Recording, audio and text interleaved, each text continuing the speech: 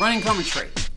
We are exploring listening to albums. It is a lost art form. We took an hour out of our day. We switched off the phones. We switched off the computers. We did not answer the door. We sat down and we listened to the artist's vision and concept.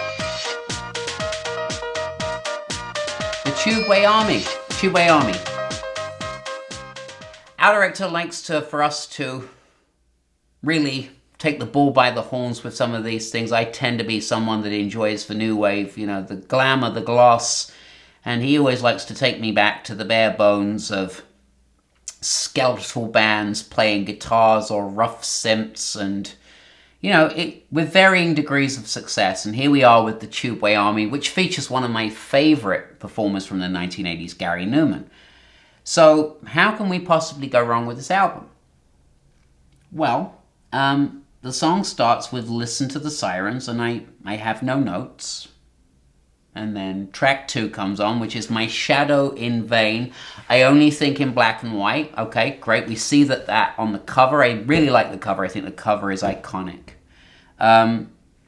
Similarities to My Sharona, though. So let's talk about that. The Knack, My Sharona, which I don't like anyway. Big hit here in the States, used by Taco Bell as a commercial 20 years later. I don't like My Sharona. I don't know why I don't like it. I just don't like it. It doesn't, My Sharona, what's it about? I don't care about that song. I really don't like it. And so the similarities here to that, what? What is that doing? I don't get that. The Life Machine. I know you've got your principles. I like that. I know you've got your principles. I love the Gary Numan here. This is what I love about this album, is anything to do with where Gary Numan hits his mark. But what I don't like about this album is that when he doesn't hit his mark, I'm not used to that, because by the time he was on it constantly, he never missed a beat. I don't like feeling him missing a beat. I don't want to see Gary Numan or hear him missing a beat, which he does on this album on a regular basis.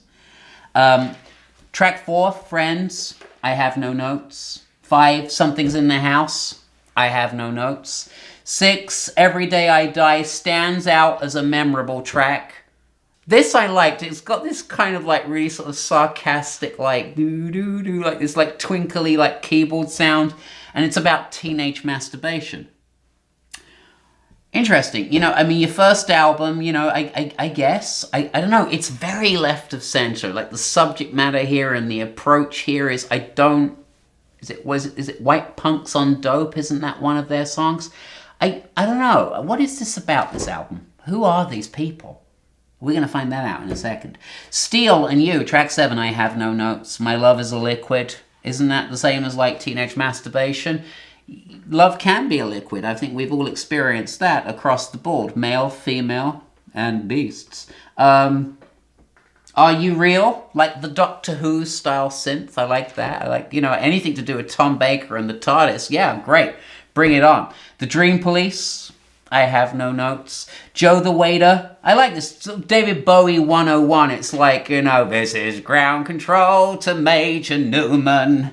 I'm sending you the copy. It's False Smiles are rehearsed for days. Now that I can relate to.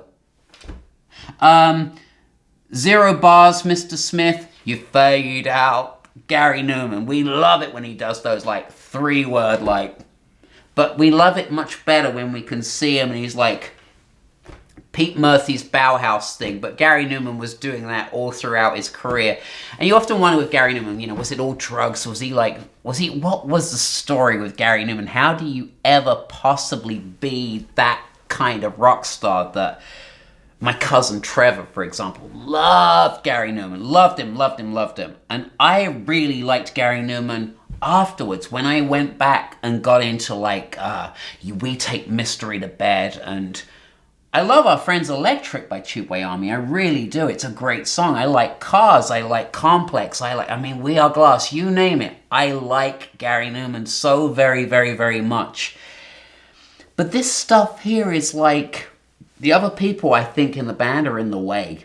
They're in the way of what he knows how to do. And you know who else is in the way? Beggars Banquet are in the way, because Beggars Banquet, who are a punk band, punk label essentially, are obsessed with them being this sort of punk band. And Gary Newman's saying to them, from what I've read, guys, get out of my way. Punk's dead. It's over. Get over it. It's done.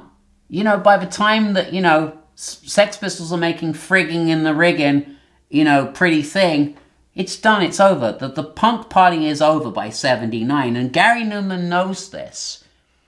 And, you know, we talked about the 2 albums, I think, on the Boomtown Rats review. You know, they wanted a second guitar, and Gary Newman was like, no, synths are where it's at. And he was definitely right, because he, you know what it was? He didn't have this punk thing really down. It's okay. It's sort of synth punk, but it's, listen, without it, we couldn't have had him, and I get that, but it's like, I don't really want to hear it. I don't know why people keep wanting me to hear this early material by people that I really love. Is it like, do you want me to go off of the artist? I'm not going to. I'm just not ever going to listen to this again. Tubeway Army was released in November in 1978. It was recorded in Spaceward Studios in Cambridge, UK. The producer is Gary Newman. The label is, as we said, is Beggars Banquet.